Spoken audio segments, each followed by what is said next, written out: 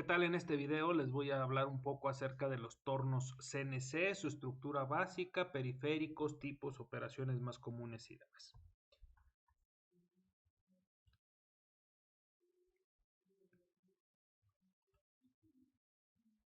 Un torno CNC es una herramienta para mecanizado operada mediante el control numérico de un ordenador, el cual está incorporado dentro de este mismo. Esto se explica a través de sus siglas CNC, control numérico por computadora.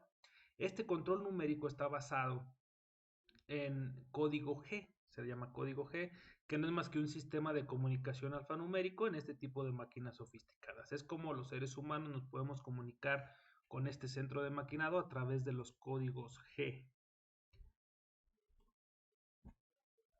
Las principales partes de un torno CNC, entre las principales tenemos un portaherramientas, ¿sí? Un torno CNC utiliza un tambor como portaherramientas, que es conocido también como revólver.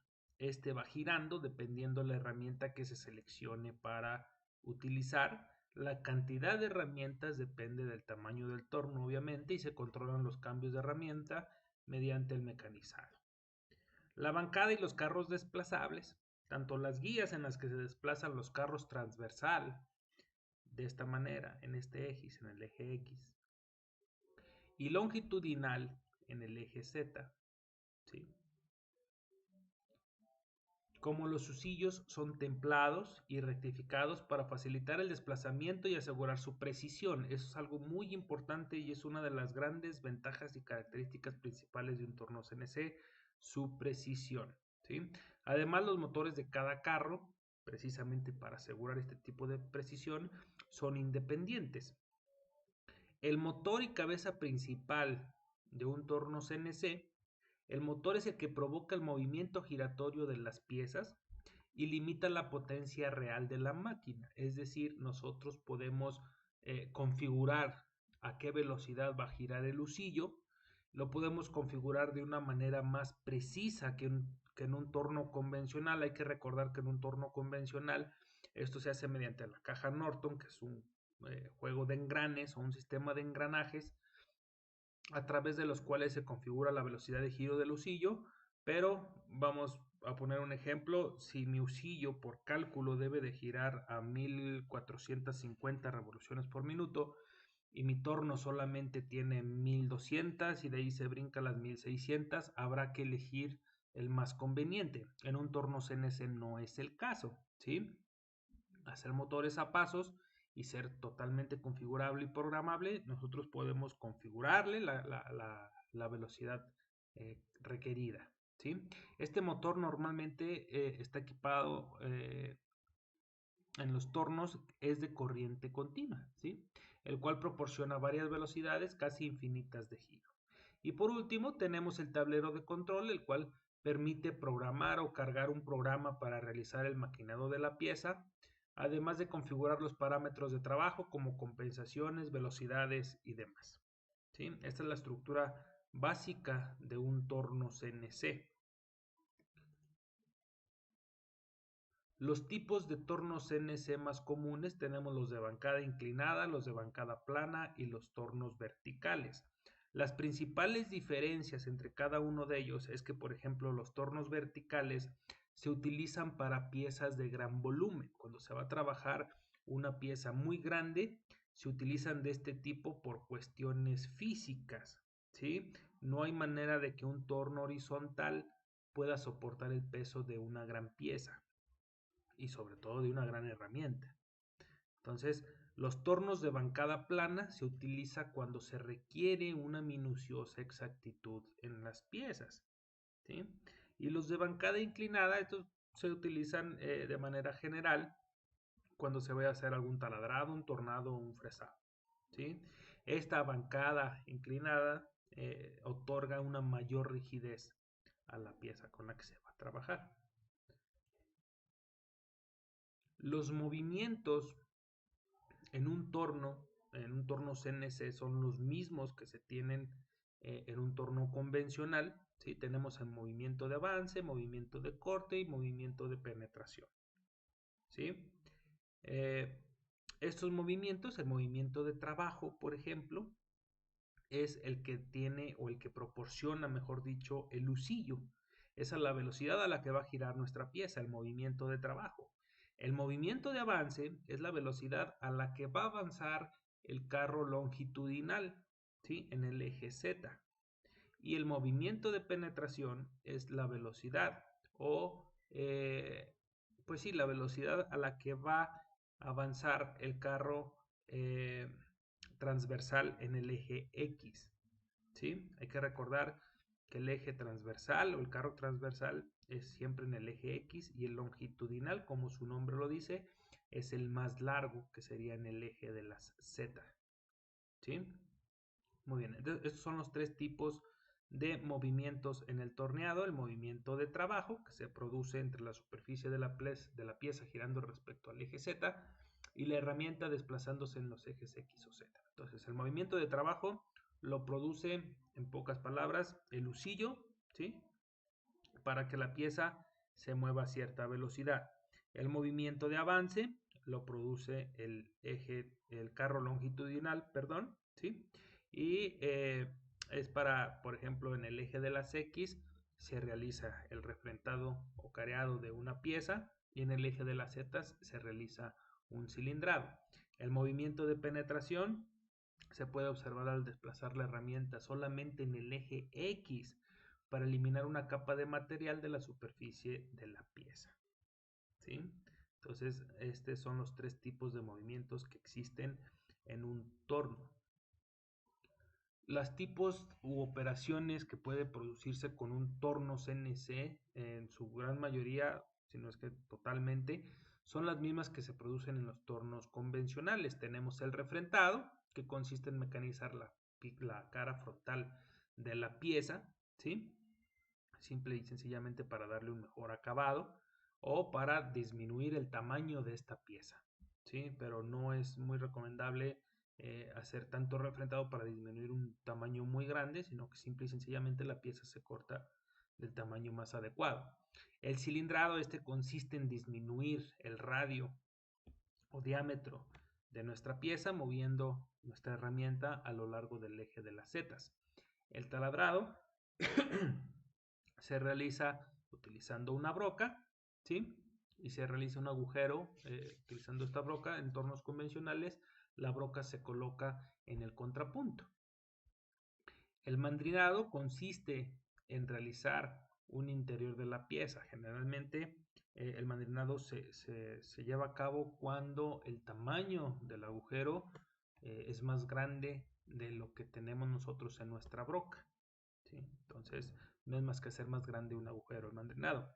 El ranurado, se obtiene por penetración de la herramienta de ranurar en dirección perpendicular, ¿sí?, al eje de la pieza. Cuando esa herramienta de ranurado alcanza el centro de la pieza, a eso se le llama tronzado. Lo que hace es que corta o tronza nuestra pieza, ¿sí? La divide en dos.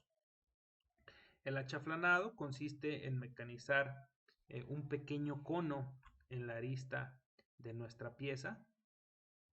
El avellanado, se utiliza para darle forma a un agujero de cierto tipo de cabeza que tenga algún tornillo que se vaya a insertar en la pieza, para que de esta manera quede alojado dentro de este hoyo y no sobresalga la cabeza del tornillo.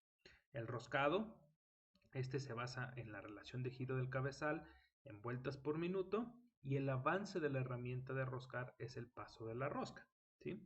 La garganta de la rosca tras el mecanizado es una copia de la punta de la herramienta de rosca. Entonces, dependiendo del tipo de rosca que necesitemos, va a ser la punta de la herramienta que tendremos que utilizar. Ahora, estas son las operaciones básicas y operaciones de forma en un torno o en el torneado. Pero ¿cuál sería el orden que se tendría que seguir? Si necesitamos realizar varias de estas operaciones, hay que seguir un cierto orden, no nos podemos saltar. Esta jerarquía de operaciones es la siguiente, ¿sí? En los mecanizados del eje longitudinal, esto es en el eje de las zetas, siempre, primero se hace un refrentado, posteriormente un punteado, que es utilizar una broca de centros para después hacer un taladrado, ¿sí? Después de ese taladrado, nosotros podemos hacer un avellanado que ya habíamos visto que es darle la forma de la cabeza de un tornillo, o podemos hacer un mandrinado. El mandrinado es hacer más grande el agujero. Después del avellanado podemos hacer un escareado o un roscado interior con macho. Después de un mandrinado podemos hacer un roscado interior con macho o un ranurado interior. Los mecanizados en el eje transversal, esto es en el eje de las X, se puede hacer el torneado o se debe de hacer primero el torneado con forma de desbaste, es decir, arrancar la mayor cantidad posible de material en el menor tiempo posible. Luego un torneado con forma de acabado, esto es para darle una superficie mucho más limpia, ¿sí? Después del acabado se matan las aristas que hayan podido quedar en esa pieza, si se requiere hacer un achaflanado y posteriormente un ranurado exterior, ¿sí? Entonces, por ejemplo, no es recomendable eh, realizar primero un ranurado exterior y después un acabado, porque ya va a haber problemas con las aristas de esa pieza, ¿sí? Después de ese achaflanado, nosotros podemos proceder a un roscado exterior o un moleteado. El roscado puede ser con cuchillo, puede ser con terraja, ¿sí? Entonces, esta sería la jerarquía de operaciones a llevar a cabo si necesitamos más de una de estas. Esta sería la jerarquía adecuada para no tener problemas con nuestra pieza. Las herramientas para un torno, bueno, son los llamados buriles, o puedes trabajarse también con insertos, ¿sí? O plaquitas. Existen buriles de ataque derecho, de ataque izquierdo, neutros, ¿sí? Como por ejemplo este sería estándar, este puede atacar hacia la izquierda o hacia la derecha. Tenemos buriles para interiores, buriles para exteriores, de ranurado, ¿sí? Entonces existen diferentes tipos de herramientas y esta sería su nomenclatura. Las principales partes de un buril, pues es su vástago, la base, la parte cortante, el filo principal, flanco principal, punta, flanco secundario, filo secundario y la cara. ¿Por qué tiene varios filos un buril? Un buril tiene varios filos y varias caras porque como va arrancando material de la pieza se va formando una viruta. El filo secundario es el encargado de cortar esa viruta para que no se esté acumulando cerca de la pieza, ¿sí? Es por eso que un buril tiene varios tipos de filos. El ataque de ese buril es solamente en un sentido y en un punto, pero necesita de dos filos para que la viruta que se vaya formando la corte el filo secundario, ¿sí? La clasificación de los buriles o de las herramientas de corte es según su dirección de avance. Puede ser con corte derecho o corte izquierdo. Puede ser también según la forma del vástago de la herramienta, que puede ser recto o acodado. Aquí tenemos rectos, aquí tenemos acodados. Puede ser según el propósito o aplicación de la herramienta. Obviamente, si vamos a hacer roscas, si vamos a hacer ranuras, si vamos a hacer desbaste, si vamos a hacer acabado, si vamos a mandrinar, si vamos a moletear, depende de todo eso la clasificación de las herramientas. Y por último, el método de fabricación de estas herramientas puede ser integrales o enteras y compuestas, es decir, de un solo material, de una sola pieza, o de varios materiales y de varias piezas como serían los insertos o las plaquitas. Esas son las herramientas para un torno. Las condiciones de corte o parámetros de corte para trabajar con el torno son varias, ¿sí? Nada más que algunas de ellas ya no las dan los fabricantes de las herramientas. Nosotros tendríamos que calcular solamente una o dos tal vez, ¿sí? Antes de definir los parámetros de corte, tenemos que establecer el tipo de máquina que vamos a utilizar. Si vamos a utilizar un torno convencional, si vamos a utilizar un torno CNC, si es más o menos potente, el tipo de amarre de las herramientas a la torreta siempre es importante, el material a mecanizar, ¿sí? Yo diría más bien que la primera cuestión a tomar en cuenta es el material a mecanizar. Si vamos a trabajar con aceros y con fundiciones, con metales no férreos como el aluminio, como el plástico, Una vez que se define el material a mecanizar, el tipo de mecanizado que vamos a hacer, si va a ser desbaste o acabado, si va a ser roscado, perfil exterior o interior, radios de mecanizado. Con esos datos, una vez que hayamos definido el material y la operación, los fabricantes de herramientas proporcionan una tablita, ¿sí? Y en esta tablita nosotros podemos obtener la velocidad de corte, que ya vimos que es la velocidad con la que el carro longitudinal se va, perdón, con la que el lucillo va a girar la pieza, la velocidad de corte, el avance o velocidad de avance, que es la velocidad que va a tener el carro longitudinal para avanzar la herramienta cortando material de la pieza, y la profundidad de pasada, que es qué tanto se va a penetrar en la pieza al mismo tiempo, ¿sí? Una tablita de un fabricante de herramientas luce más o menos de esta manera. Aquí, por ejemplo, el paso número 1, definimos el material. Vamos a trabajar con aluminio o aleaciones ligeras o blandas, ¿sí? Una vez que tenemos el aluminio, hay que definir qué operación vamos a realizar. Si realizamos desbaste, la velocidad de corte, perdón, en metros por minuto en desbaste para trabajar con aluminio es de 200 metros por minuto, ¿sí? Una vez que tenemos nuestra velocidad de corte, vamos a ver nuestro avance. El avance se da en milímetros por revolución. Para piezas pequeñas en desbaste con pasada ligera, el avance sería de 0.25 a 0.4 milímetros por revolución. Es decir, si nuestro usillo, vamos a poner por ejemplo, está a 1000 revoluciones por minuto, nosotros estaríamos avanzando de 0.25 serían por 1000, 250 milímetros por vuelta, por minuto, perdón, por minuto de trabajo de nuestro torno, ¿sí? Entonces de esta manera obtenemos nuestra velocidad de corte, nuestra velocidad de avance, esto gracias a las tablitas que proporcionan los fabricantes de herramientas. Existen muchas tablas en internet, pero obviamente pues hay que tener cuidado con la que seleccionamos porque ya dependerá mucho de la herramienta con la que estamos trabajando, ¿sí? La profundidad de corte en valores normales medios sería de 5 milímetros para desbaste de metales y fundición de hierro, ¿sí? Se va a multiplicar este avance por 5. Si tomamos 4.4 milímetros por revolución, si lo multiplicamos por 5, nos da una profundidad de corte de 2 milímetros, ¿sí? Es 5 veces el avance. 5 veces el avance, si utilizamos el punto 4 para redondearlo, estaríamos nosotros penetrando 2 milímetros por pasada en desbaste, ¿sí? Es muy importante hacer esa aclaración. Y lo último que nos restaría sería definir la velocidad de giro del lucillo para configurar esa velocidad en el cabezal del torno.